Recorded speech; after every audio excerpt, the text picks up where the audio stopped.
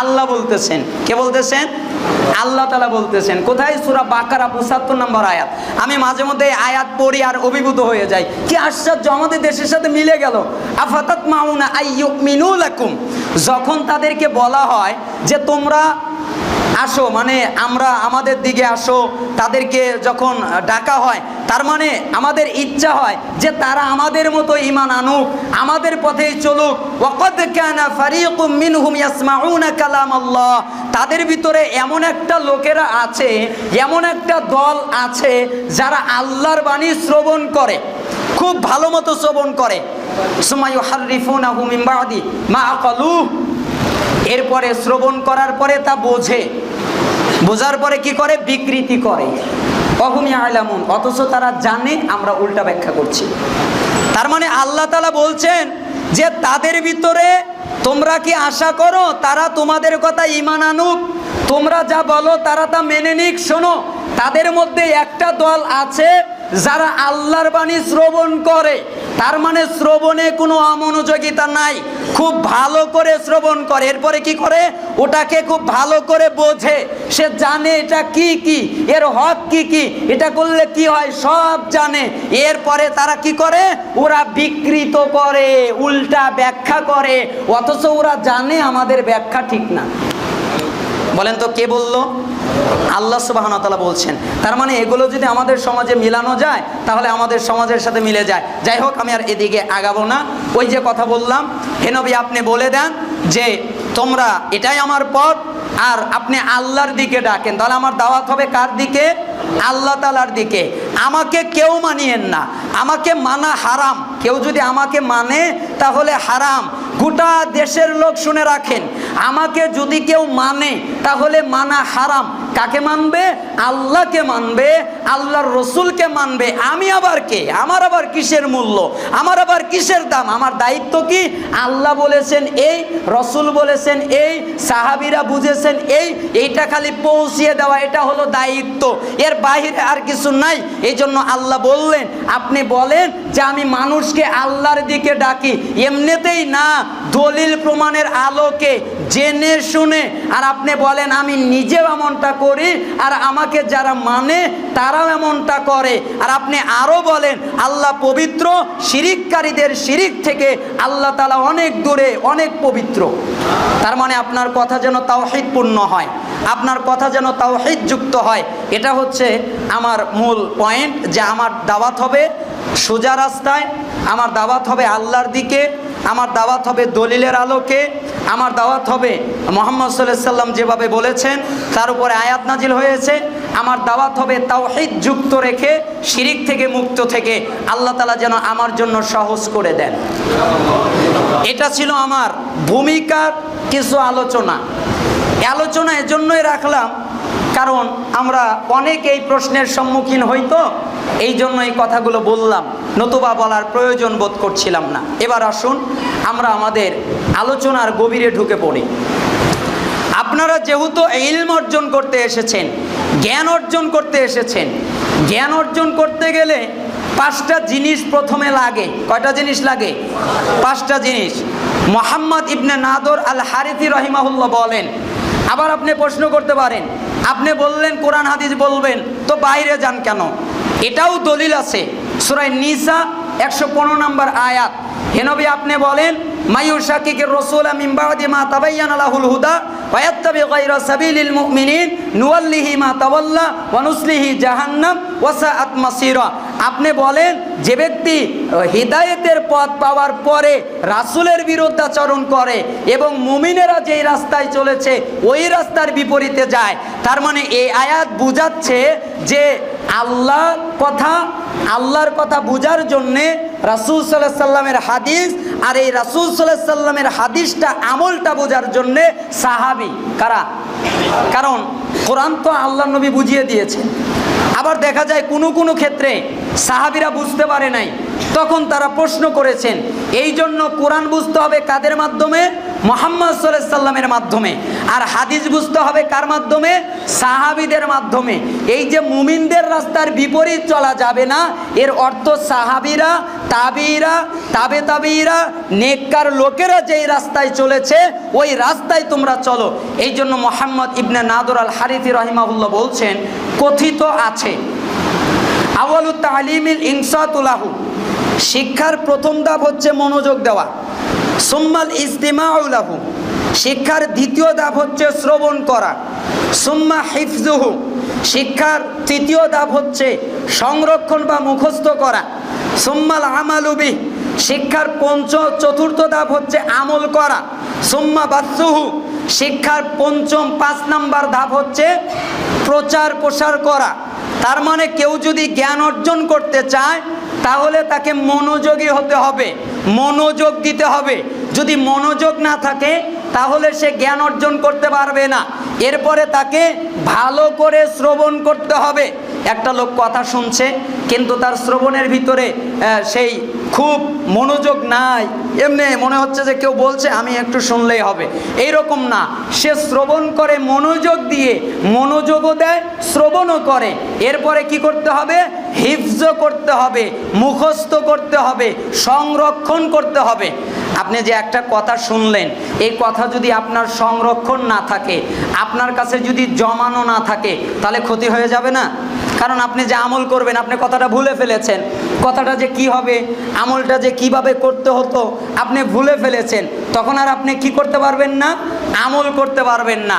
এই জন্য কোনো সালাফ, উমর বিন আব্দুল আজিজ রাহিমাহুল্লাহ তিনি বলতেন, মাল্লাম ইউইদ্দা কালামাহু মিন আমালিহি কাসরাত খাতায়া, যেই ব্যক্তি কথা বলে কাজ করে হিসাব করে না, তার ভুল আর ত্রুটিটা বেশি হয়ে যায়। অর্থাৎ সে কথা বলে হিসাব ছাড়া, যা মনে চায় তাই বলে। আবার সে কোনো কাজ করে হিসাব নাই, যেমনে মনে চায় তেমনিই করে। ওমান আমিলা বিগাইরি ইলমিন কানামা ইফসিদু আকসারা মিম্মা ইসলিহু, আর যেই ব্যক্তি ইলম ছাড়া আমল করে, অর্থাৎ আমল করতে গেছে জ্ঞান নাই, তাহলে কি হয়? তার লাভের চাইতে ক্ষতিটা বেশি হয়। লাভের চেয়ে কি বেশি হয়? ক্ষতি। জ্ঞান না থেকে যদি আমল করে, দুনিয়ার একটা বিষয়, কেউ ড্রাইভিং জানে না, গাড়ি চালাতে পারে না, তাকে যদি গাড়ি চালাবার জন্য বসিয়ে দেওয়া হয়, সে কি করবে? অবস্থা তো বুঝতে পারেছেন। কেউ যদি কোনো মিল কারখানা লাগায় অথবা কোনো জায়গায় যায় বা কোনো কাজ জানে না, তাকে যদি লাগিয়ে দেওয়া হয় তাহলে সে তো ক্ষতি করে ফেলবে, উপকার নয়। ঠিক আমলের ক্ষেত্রেও তাই। যে ব্যক্তি এলেম ছাড়া আমল করে, এলেম নাই, তাহলে তার ভালোর চেয়ে ক্ষতি বেশি হয়। কারণ সে তো জানতেছে না যে কোনটাই শিরিক হচ্ছে, কোন কথাই শিরিক হচ্ছে, কোনভাবে ইবাদত করলে শিরিক হচ্ছে। সে তো জানছে না যে এটা কি বিদাত হচ্ছে নাকি সুন্নাত হচ্ছে, সে তো বুঝতে পারতেছে না। এই জন্য ইলেমহীন আমল করলে তার ক্ষতিটা বেশি হয়। যে কথা বলছিলাম, শিক্ষার আরেকটা ধাপ হচ্ছে সংরক্ষণ করা।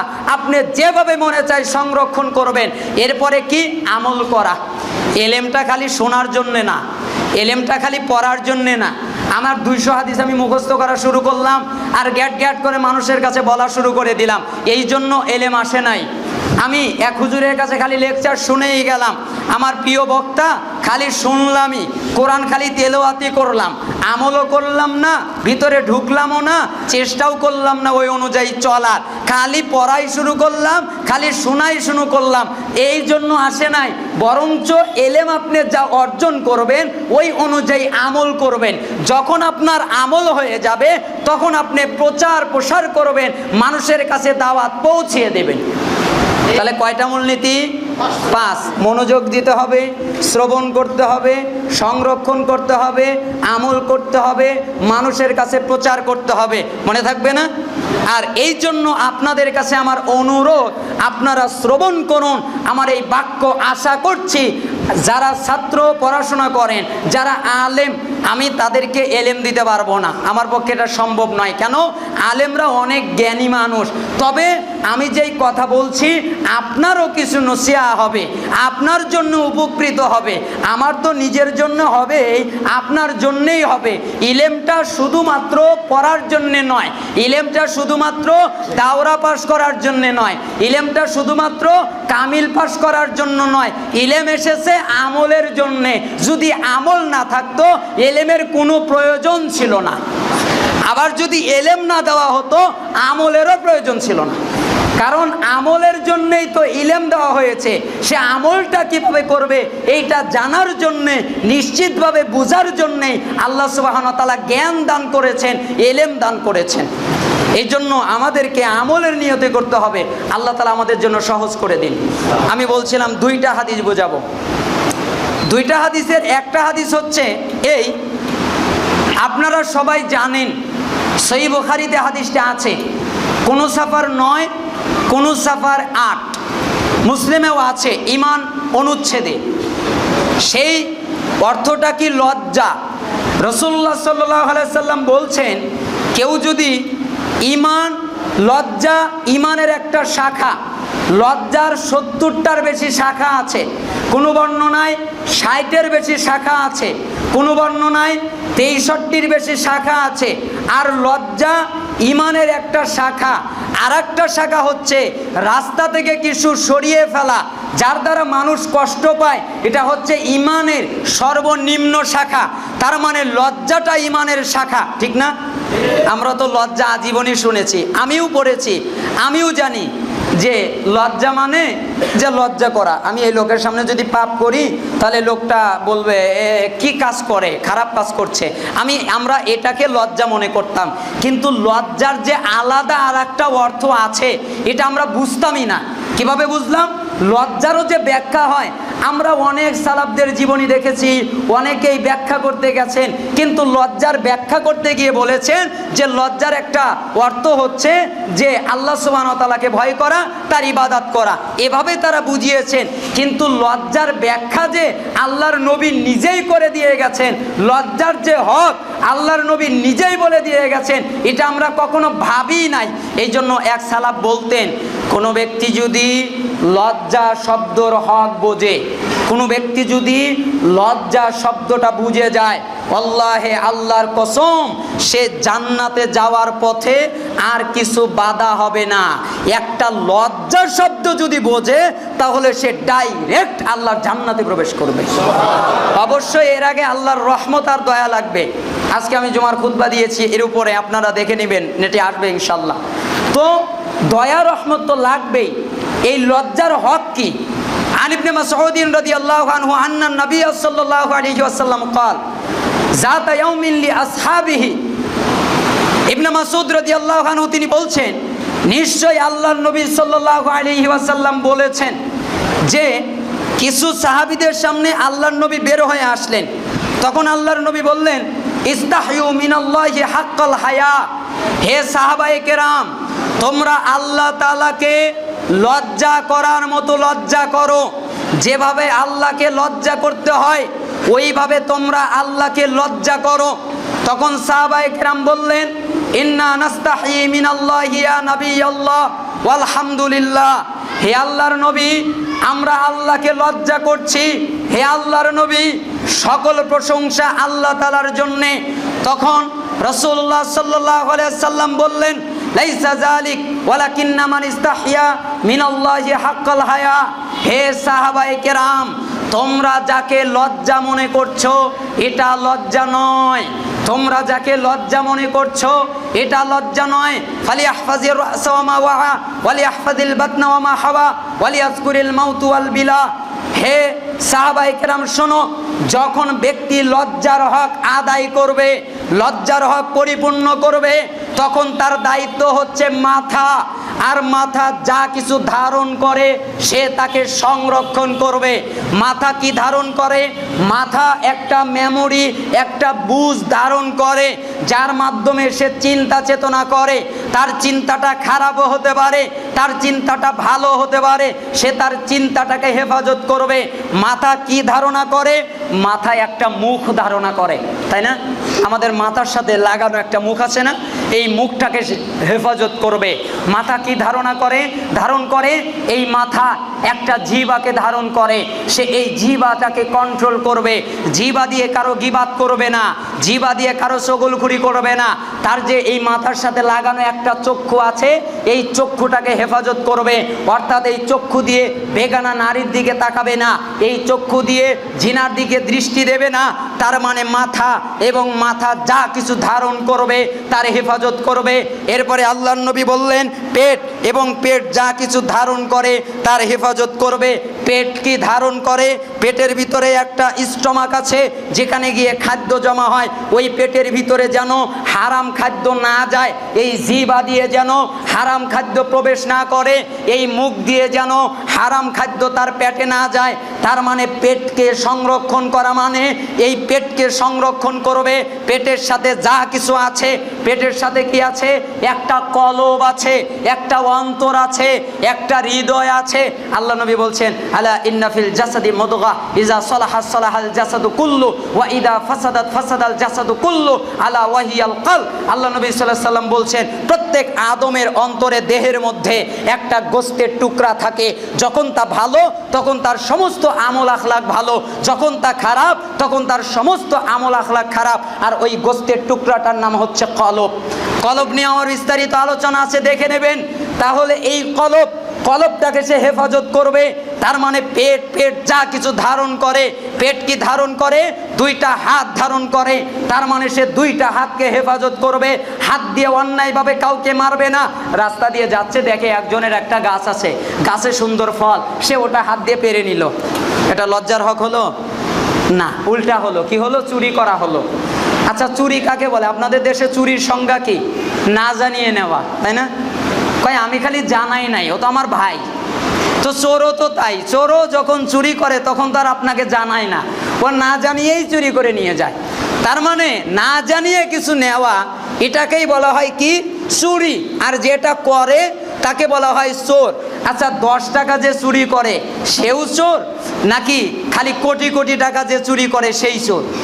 1 টাকা যে চুরি করে ও চোর, আবার কোটি কোটি টাকা যে চুরি করে সেও চোর। চোর 1 টাকা করলেও চুরি, আর বেশি করলেও চুরি। তার মানে চুরি না করে নিলেই তো চুরি। তার মানে সে তার হাতকে কন্ট্রোল যেন করে, অন্যায়ভাবে কাউকে যেন মারে না, অন্যায়ভাবে কাউকে যেন আঘাত করে না। পেট কি ধারণ করে? একটা লজ্জাস্থান ধারণ করে। এখন যেন তার লজ্জাস্থানকে হেফাজত করে। পেট কি ধারণ করে? 2টা পা ধারণ করে। এই পা দিয়ে যেন অন্যায় কাজ না করে। এই জন্য রাসূল সাল্লাল্লাহু আলাইহি ওয়াসাল্লাম বললেন লজ্জার হক হচ্ছে মাথা যা কিছু ধারণ করবে তার হেফাজত করা। পেট যা কিছু ধারণ করবে তার হেফাজত করা। ওয়ালিয়াজকুরিল মাউতু ওয়াল বিলা, এবং তার উচিত মরণের পরে তার হাড়গুলো যে পচে গলে যাবে এই কথা যেন স্মরণ করে। অর্থাৎ মরণের পরে তার হাড়গুলো জোড়া থাকবে না, মরণের পরে তার হাড়গুলো হুবহু থাকবে না, মরণের পরে সে অক্ষয় হবে না, সে ক্ষয় হয়ে যাবে, তার হাড়গুলো পচে গলে যাবে। এখন যেন তার এই চিন্তা করে। এই হাদিস পড়ার পরে এক সালাফ বলছিলেন, আমি যখন এই হাদিস পড়লাম তখন আমি ভাবা শুরু করলাম, আমি তো এখনই মরে গেলাম। কিছুক্ষণ পরে আস্তে আস্তে লোকজনেরা আসা শুরু করলো, বাসায় কান্নাকাটির রোল পড়ে গেল। এরপরে তারা আমার সামনে আসলো, এরপরে আমাকে গোসল করালো, তারপরে আস্তে আস্তে খাটিয়ার উপরে উঠালো, তারপরে আস্তে আস্তে করে আমাকে কবরস্থানে নিয়ে গেল, তারপরে আমাকে দাফন করে দেওয়া হলো। তারপরে আমার আদরের সন্তান আমার কাছে রইল না, আমাকে ছেড়ে চলে আসলো। আমার আদরের স্ত্রী আমার কাছে রইল না, আমাকে ছেড়ে চলে আসলো। আমার এত মাল সামানা টাকা পয়সা এগুলো আমার কাছে রইল না, আমাকে তারা ছেড়ে চলে গেল। আজকে আমি কবরে পড়ে গেছি। আস্তে আস্তে তার হাড়গুলো পচে গলে যাওয়া শুরু করলো, তার হাড়গুলো ক্ষয় হওয়া শুরু করে দিল। তার মানে আল্লাহর নবী বুঝাতে চাচ্ছেন, তুমি তোমার নিজেকে নিয়ে বরত্ব করো না। তোমার এই দেহতে অনেক শক্তি আছে, তাই তুমি বাহাদুরি দেখায়ও না, তাই তুমি ক্ষমতা দেখায়ও না। তার মানে তুমি এক সময় পচে যাবে, এক সময় গলে যাবে। এইটা যেন স্মরণ করে। যে লজ্জার হক আদায় করবে সে যেন মরণের কথা স্মরণ করে। ওমান আরাদাল আখিরা তারাকা জিনাতাদ দুনিয়া ফামান ফাআলা যালিক। যে ব্যক্তি আর তার আরো উচিত সে ব্যক্তি যেন দুনিয়ার চাকচিক্য আর জৌলুস ছেড়ে দেয়।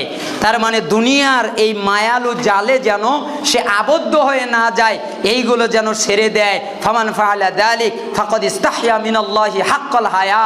অতএব যে ব্যক্তি এই কাজ করলো, ওই ব্যক্তি আল্লাহর সাথে লজ্জার হকই আদায় করলো। সুবহানাল্লাহ বলবেন না? দেখেছেন, আগের বোঝা লজ্জা আর রাসূল সাল্লাল্লাহু আলাইহি সাল্লাম বুঝিয়ে দিলেন লজ্জা এক হলো। এই জন্যই ওই সালাফ বলতেন, কেউ যদি লজ্জা বোঝে আর কিছু বোঝা লাগবে না, শুধুমাত্র লজ্জা বোঝে, ওর দ্বারা কোনো পাপ হবে না, ওর দ্বারা কোনো ক্ষতি হবে না, ওর দ্বারা কোনো মানুষ আঘাত পাবে না, ওর দ্বারা কোনো জমিনের ফসলের ক্ষতি হবে না, ওর দ্বারা কোনো গ্রামের লোকের ক্ষতি হবে না। কেন? সে লজ্জার হক আদায় করেছে। এই হাদিস কোথায় এসেছে? মিশকাতের 1608 নম্বরে এসেছে, তিরমিজি 2458 নম্বরে এসেছে, মুসনাদ ইবনে আবি শাইবা 34320 নম্বরে এসেছে, মুসনাদে আহমদ 3671 নম্বরে এসেছে, আর অনেক কিতাবে হাদিসটা আছে। তার মানে রাসূলুল্লাহ সাল্লাল্লাহু আলাইহি সাল্লাম বুঝায়া দিলেন লজ্জা। মনে থাকবে তো ইনশাআল্লাহ? আজ থেকে আমরা একটা আমল করব, সে আমলটা কি? লজ্জা। তাহলে বলেন তো, লজ্জার হক আদায় করতে গেলে কি করতে হবে? মাথা যা কিছু ধারণ করে তাকে হেফাজত করতে হবে, পেট যা কিছু ধারণ করে তাকে হেফাজত করতে হবে, এবং তার লজ্জাস্থানের হেফাজত করতে হবে, এবং তাকে মরণের কথা স্মরণ করতে হবে। কেন মরণের কথা স্মরণ করতে হবে? একটা হাদিস বলি, যেই হাদিসটা জিবরাইল আমিন বলছেন। কে বলছেন? জিবরাইল আমিন। আমরা তো নসিহা দেই, মানুষকে নসিহা দেই না? মানুষকে বলি যে ভাই আপনি এই কাজটা করেন, আপনি এই দায়িত্বটা পালন করেন, এভাবে আমরা মানুষকে নসিহা করা শুরু করে দেই।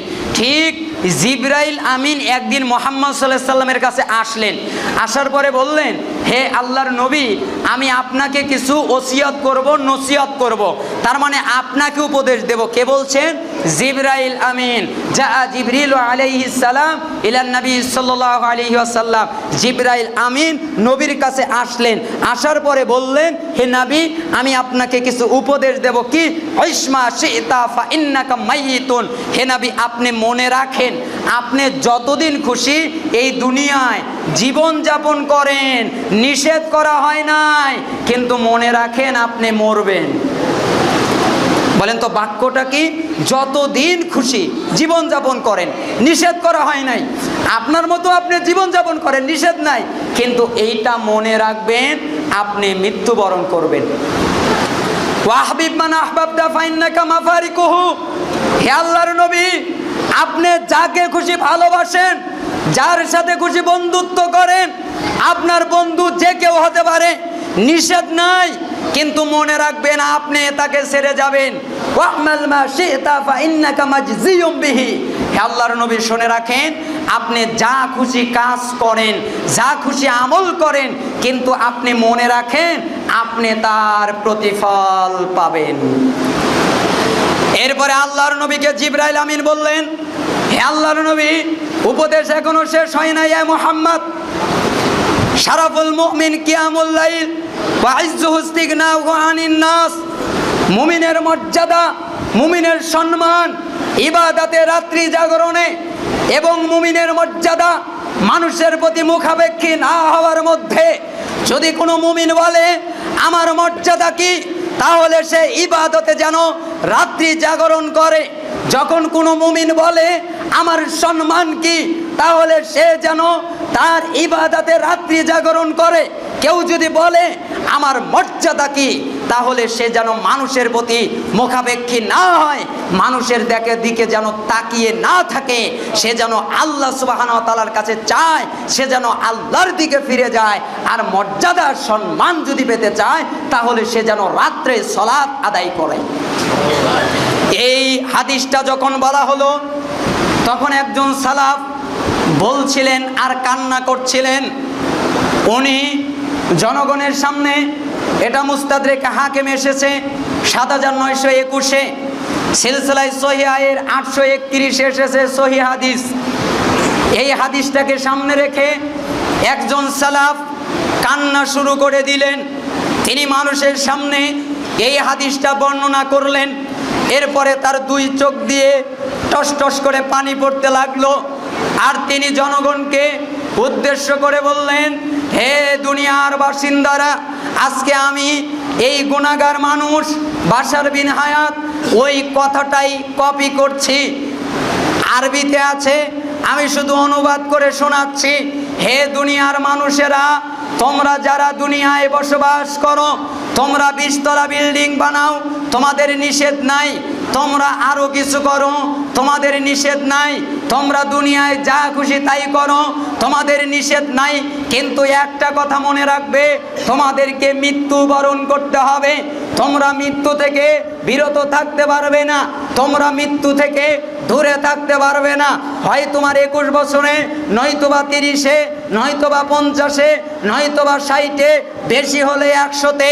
100 বয়স অতিক্রম অল্প সংখ্যকই করে, তার মানে তোমাকে মৃত্যুবরণ করতে হবে, এটা তুমি মনে রাখো। হে দুনিয়ায় বসবাস করা অধিবাসীরা, তোমরা মনে রাখো, তোমরা জেনে রাখো, যার সাথে মনে চায় বন্ধুত্ব করে নাও, নিষেধ করা হয় না। তোমার যদি বন্ধু হয় কোনো দালান, নিষেধ নাই। তোমার যদি বন্ধু হয় কোনো পাপাচারী, নিষেধ নাই। তোমার যদি বন্ধু হয় কোনো ব্যক্তি, নিষেধ নাই। তোমার যদি বন্ধু হয় তোমার স্ত্রী, নিষেধ নাই। তোমার যদি বন্ধু হয় নেক আমল, তবু নিষেধ নাই। তোমার যদি বন্ধু হয় বদ আমল, তবু নিষেধ নাই। তার মানে তোমাকে স্বাধীনতা দেওয়া হয়েছে, তোমাকে ইচ্ছা শক্তি দেওয়া হয়েছে, তুমি এখন যা মনে চাই তাই বেছে নিতে পারো। হে আদম সন্তান, তুমি যাকে ইচ্ছা বন্ধু বানিয়ে নাও, তোমাকে নিষেধ করা হচ্ছে না। কিন্তু মনে রাখবে, তুমি যদি দালানকে বন্ধু বানাও, তুমি তাকে ছেড়ে যাবে। তুমি যদি স্ত্রীকে বন্ধু বানাও, তুমি তাকে ছেড়ে যাবে। তুমি যদি কোনো যুবককে বন্ধু বানাও, তুমি তাকে ছেড়ে যাবে।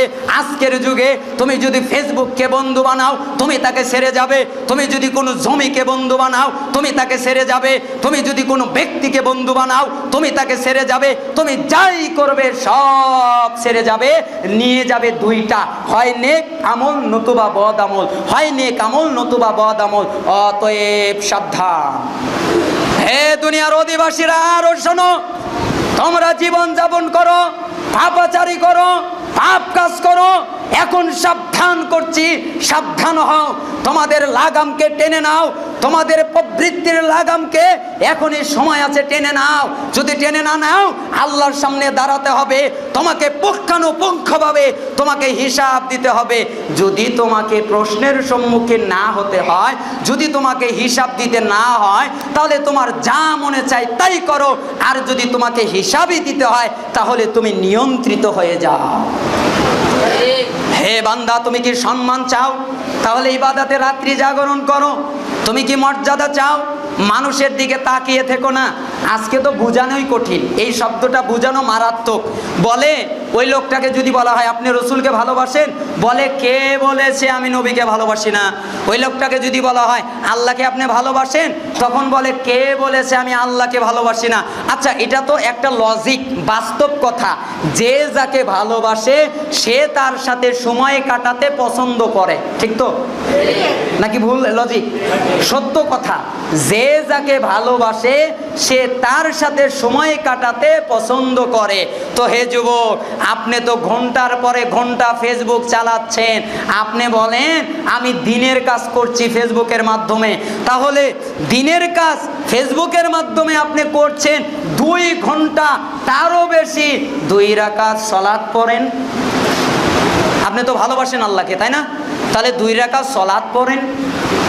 হে যুবক, আপনিই তো বললেন আমি আল্লাহকে ভালোবাসি। একটা বন্ধু আর একজন বন্ধুকে ভালোবাসে, এই জন্য ঘন্টার পরে ঘন্টা তার সাথে কথা বলে, সময় কোথায় দিয়ে চলে যায় সে বুঝতেই পারে না। কেন? সে তার বন্ধুকে ভালোবাসে। একজন স্বামী তার স্ত্রীকে ভালোবাসে, স্ত্রী তার স্বামীকে ভালোবাসে। এই ভালোবাসার কারণে রাত গভীর হতে হতে ফজর হয়ে যায়, কখনো কখনো সে মনেই করে না সময়টা কি। একজন প্রেমিক আর একজন প্রেমিকার সাথে যখন কথা বলে, দেখা যায় কোনো যুবকেরা ঘন্টার পরে ঘন্টা, রাতের পরে রাত একজন মহিলার সাথে, বেগানা নারীর সাথে কথা বলে কাটাচ্ছে, অথচ তার সময়ের কোনো ধৈর্যচ্যুতি হচ্ছে না, তার সময়ের কোনো রকমের কমতি হচ্ছে না, তার কোনো রকমের বিরক্তি ঘটছে না। একটা লোক ঘন্টার ঘন্টার পরে ঘন্টা চাষটালের দোকানে বসে টিভি দেখতে পারে, একটা লোক ঘন্টার পরে ঘন্টা চাষটালে বসে আরেকজনের গীবাত করতে পারে, একটা লোক ঘন্টার পরে ঘন্টা কোনো লোকের সামনে আরেক লোকের গোস্ত খেতে পারে, গীবাত করতে পারে ঘন্টার পরে ঘন্টা, তার কোনো আলসেমি থাকে না। আর যখন তাকে একটু সলাতে বেশি সময় দাঁড়াতে বলা হয়, তখন আর দুনিয়ার কাজ, এই কাজ সেই কাজ, সংসার, আপনার ফেসবুক চালানোর সময় সংসার থাকে না, আপনার বন্ধুর সাথে আর এক বন্ধুর গীবত করার সময় সংসার থাকে না, আপনার চাষটালে চা খাওয়ার সময় সংসার থাকে না, আপনি ওইখানে মারামারি ঝগড়া করার সময় সংসার থাকে না, ওই সময় কি সংসার উড়ে যায় নাকি তখনও থাকে? তার মানে দুনিয়ার দিক থেকে আমরা ঠিকই, কিন্তু বলছি আল্লাহকে ভালোবাসি, আল্লাহে আল্লাহকে সত্যিকারের এখনো ভালোবাসতে পারি নাই। যদি আল্লাহ আদায় হয় নাই, কারণ মুমিনদের জন্য নির্দিষ্ট সময় সালাত ফরজ করা হয়েছে। এই জন্য আমি সময় আর ক্ষেপণ করব না, আপনাদের কাছে একটা আর্জি রাখবো, রাসূলুল্লাহ সালাত আদায় করো। কেন? সালাত হবে নূর, ওয়াস সাদাকাতু বুরহান। আর তোমরা সাদাকা করো, দান করো। কার জন্যে? আল্লাহর জন্যে। এই শব্দ আগে বুঝবেন। আমাদের তাওহীদ বোঝানো অনেক কঠিন হয়, কিন্তু আমি মনে করি সবচেয়ে সহজ কি? তাওহীদ বোঝানো। কিভাবে?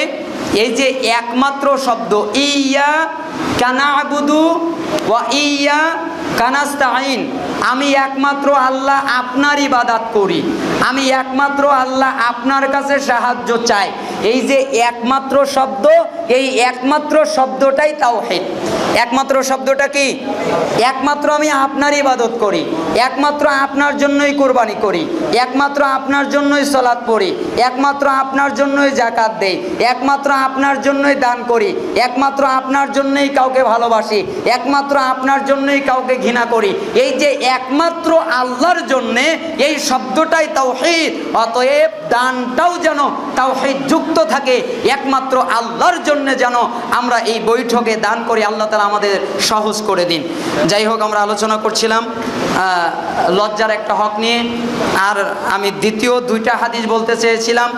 একটা হাদিস বলার কারণেই আমাদের 9:13 বেজে গেছে, এই জন্য আমি আর দ্বিতীয় হাদিসের দিকে যাচ্ছি না। ওই হাদিসটা এটার চেয়ে আরও লম্বা, এই জন্য ওটা বোঝা থেকে আরও অনেক সময়। এই জন্য সামনে হয়তো আল্লাহ সুবহানাহু ওয়া তাআলা তৌফিক দিলে পরবর্তী ধাপগুলো আমরা অতিক্রম করব। এবং এখানে নাকি প্রশ্নোত্তরেরও ব্যবস্থা করা হয়েছে, সেগুলোর সংক্ষিপ্ত কিছু উত্তর দেব। আল্লাহ সুবহানাহু ওয়া তাআলা আমাদেরকে কবুল করে নিন। হে আল্লাহ, আমাদের যারা অসুস্থ তাদেরকে শিফায়ে কামিলা আজিলা দান করেন, আমাদের যারা অভাবী তাদেরকে অভাব থেকে অব্যাহতি দান করেন, আমাদের যারা ঋণী তাদেরকে ঋণ থেকে রক্ষা করেন, এবং আমরা যে উদ্দেশ্যে এখানে উপস্থিত হয়েছি হে আল্লাহ, সেই উদ্দেশ্যকে আপনি কবুল করে নেন। দেন প্রশ্ন করবেন? দাঁড়িয়ে থেকে কারো কোনো প্রশ্ন থাকলে? না, লিখিত দেন, লিখিত। আমরা তাহলে বৈঠকে দানটা তুলি। আচ্ছা, আপনারা বৈঠকে যে যা দান করবেন আপনারা সবাই দান করেন। মা বোনদের দান, মা বোনেরা যারা আছেন তারাও আল্লাহ সুবহানাহু ওয়া তাআলার জন্য দান করবেন। রাসূলুল্লাহ সাল্লাল্লাহু আলাইহি সাল্লাম বলেছেন যে মা বোনদের জন্যে সবচেয়ে সহজ আমল আছে, তার ভিতরে একটা আল্লাহর সন্তুষ্টির জন্য দান করা। যদি একটা খেজুরের টুকরাও হয়, সবাই আমরা কেউ মাহরুম থাকবো না। আল্লাহ তাআলা আমাদের কবুল করে নিন। মসজিদের পশ্চিম দিকে মেহরাবের উপর আল্লাহ মুহাম্মদ একসাথে লেখা জায়েজ কি? দলিল সহ উত্তর দিবেন। আচ্ছা, আপনাদের কাছে আমি প্রশ্ন চাই, আল্লাহ এক পাশে আর এক পাশে মুহাম্মদ, তাহলে এদিক থেকে অনুবাদ করেন। আল্লাহ মানে কি? আল্লাহ। মুহাম্মদ মানে কি? মুহাম্মদ। তাহলে এবার অনুবাদ করেন, আল্লাহ মুহাম্মদ। আবার উল্টা দিকে করেন, মুহাম্মদই আল্লাহ। এবার প্রশ্ন হলো, এটা কি জায়েজ না না জায়েজ? ভাই, ওই কাজ করতে যায়েন না। আল্লাহ তাআলা বলছেন, লাকাদ কানা লাকুম ফি রাসূলিল্লাহি উসওয়াতুন হাসানাহ, তোমাদের জন্য রাসূলুল্লাহর জীবনীতে তার আদর্শই উসওয়ায়ে হাসানা, উত্তম নমুনা।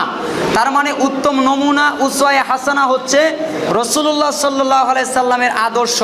আল্লাহর রাসূল যেই আদর্শ দিয়েছেন। এবার প্রশ্ন, আল্লাহর নবী নিজে কি মসজিদে যদি এটা কল্যাণী হয়, এক পাশে আল্লাহ আর এক পাশে মুহাম্মদ লিখেছেন? কোন সাহাবীরা কোন মসজিদে লিখেছেন? কোন তাবি লিখেছে? ইমাম আবু হানিফা বলেছে লেখো, ইমাম শাফি বলেছে লেখো, ইমাম মালিক বলেছে লেখো, ইমাম আহমদ ইবনে হাম্বল বলেছে লেখো। মক্কার মসজিদে লেখা আছে মসজিদে নববীতে লেখা আছে? নাই। এই জন্য তাহলে কি লেখা জায়েজ না? আছে। আপনি লিখতে পারেন আল্লাহু আকবার। কি লিখতে পারেন? আল্লাহু আকবার, আল্লাহ সর্বশ্রেষ্ঠ, আল্লাহ সবচেয়ে মহান। অথবা লিখতে পারেন লা ইলাহা ইল্লাল্লাহ। এটা লেখার দরকার নেই, তবে এটা লিখতে পারে লা ইলাহা ইল্লাল্লাহ মুহাম্মাদুর রাসূলুল্লাহ। যদি লেখে তবু তো একটা অর্থ দেয় যে আল্লাহ ছাড়া প্রকৃত কোনো মাবুদ নাই, মুহাম্মদ সাল্লাল্লাহু আলাইহি সাল্লাম আল্লাহর রসুল। কিন্তু আল্লাহর মুহাম্মদ লিখলে শিরিকের সম্ভাবনা থাকে। এজন্য আল্লাহ সুবহানাহু ওয়া তাআলা আমাদের তা থেকে বিরত থাকার তৌফিক দান করুন। আপনি বলবেন দলিল সহ দেন। আল্লাহ নবীর সময় তো এটা করে নাই, এই জন্য এটার দলিল আসে নাই। দলিল কি? মানে আমিল আমালা লাইসা আলাইহি আমরুনা ফাহুয়া রাদ্দুন। যেই ব্যক্তি নেকি মনে করে এমন কাজ করলো যা নবীর থেকে নাই, ওইটাই বাতিল, ওইটাই প্রত্যাখ্যাত, ওইটাই মারদুদ। লা ইলাহা ইল্লাল্লাহ মুহাম্মাদুর রাসূলুল্লাহ মসজিদে দেয়ালে লেখা বা এটা নিয়ে সমস্যা নেই। পাকা চুল তোলা যাবে কি? জি না, পাকা চুল তুলবেন না। পাকা চুল তোলা নিষিদ্ধ। কারণ যাদের দাড়ি পাকা থাকে তারা যদি আল্লাহর কাছে কিছু চায়, আল্লাহ ফিরিয়ে দিতে লজ্জা পান। এজন্য ওই হক থেকে কেন আপনি মাহরুম হবেন? আপনার চুল পেকেছে, আলহামদুলিল্লাহ, আপনি রেখে দেন, ওইগুলো আর উঠাবেন না। কলফও করবেন না, কালো দিয়ে করবেন না, মেহেদি দিয়ে আপনি রং পরিবর্তন করতে পারেন, শুধু এতটুকুই। তাছাড়া আর কিছু করা যাবে না। এক সময় করা যাবে যদি জিহাদের ময়দান হয়, শত্রুরা যেন ভয় পায়, ওই সময় সাদা দাড়ি কালো করা যায়, এছাড়া আর কোনো সময় অনুমতি নাই। সূরা কাহাফ শুক্রবারে পড়া লাগে, তা কি প্রথম 10 আয়াত এবং শেষ 2 আয়াত পড়লেই কি হবে নাকি? হ্যাঁ, সূরা কাহাফের প্রথম যে 10 আয়াত এটা সংরক্ষণ করতে বলা হয়েছে। কি করতে বলা হয়েছে? সংরক্ষণ। তার মানে ওই আয়াতগুলোতে যা আছে ওইটাকে আপনাকে বুঝতে হবে। আপনি যদি না বোঝেন তাহলে আপনি দাজ্জালকে বুঝতে পারবেন না, দাজ্জালের কৌশল জানতে পারবেন না। খালি তেলাওয়াতে সীমাবদ্ধ না, আপনাকে ওই 10 আয়াত মুখস্থও রাখতে হবে এবং ওই 10 আয়াত বুঝতেও হবে, ওই 10 আয়াতের প্রতি ঈমান আনতে হবে। তাহলে আপনি রক্ষা পাবেন দাজ্জালের ফিতনা থেকে। আর জুমার দিন পুরা সূরা কাহাফ পড়বেন জুমার আগে। কেন? আপনি যদি সূরা কাহাফ পড়েন তাহলে কাবা থেকে আপনার পর্যন্ত একটা নূর চমকাতে থাকবে। আবার এই জুমা থেকে ওই জুমা পর্যন্ত আল্লাহ আপনাকে একটা প্রোটেকশন দান করবেন, যেই কারণে আপনার পাপ হবে না বেশি। আল্লাহ তাআলা আমাদের দয়া দান করুন। নামাজ অবস্থায় ঘুম ঘুম ভাব হলে, এমন হলে নামাজ শুদ্ধ হবে? যদি নামাজে আপনার আলসেমি থেকে ঘুম ঘুম ভাব এসে যায়, তাহলে যদি সেটা নফল হয় অথবা সুন্নত হয়, তাহলে আপনার উচিত সালাত বন্ধ করে সঙ্গে সঙ্গে ঘুমিয়ে যাওয়া। যখন আপনার দেহ আবার সুস্থ হবে তখন আপনি আবার ইবাদত করবেন। আর যদি ফরজের ক্ষেত্রে হয় তাহলে আপনি চেষ্টা করবেন বেশি পরিমাণে ওই আয়াতগুলোর দিকে লক্ষ্য করার, যা তেলাওয়াত করা হয়, যা পড়া হয়। আশা করছি আপনার ঘুম ঘুম ভাব চলে যাবে। তারপরেও আপনি বেশি বেশি আল্লাহর কাছে সাহায্য চাবেন আর তাড়াতাড়ি রাত্রে ঘুমিয়ে যাবেন। অর্থাৎ আপনি যদি দেরিতে ঘুমান তাহলে আপনার কিন্তু উঠতে কষ্ট হবে আর ঝিমুনি ঠেকবে। আর মোবাইল রেখে দেবেন, আসরের পরেই মোবাইল বন্ধ করবেন। কেন? ওই মোবাইলের স্ক্রিন আপনার চোখে লাগলে আপনার ঘুম ভাবটা চলে যায়। তার মানে আর আপনার ঘুমের যেই হরমোন ওইটা আর নিঃসরণ হয় না, আপনাকে বেশি পরিমাণে ছেড়ে দেয় না, যেই কারণে আপনার ঘুম আসবে। ওটাকে বন্ধ করে দেওয়া।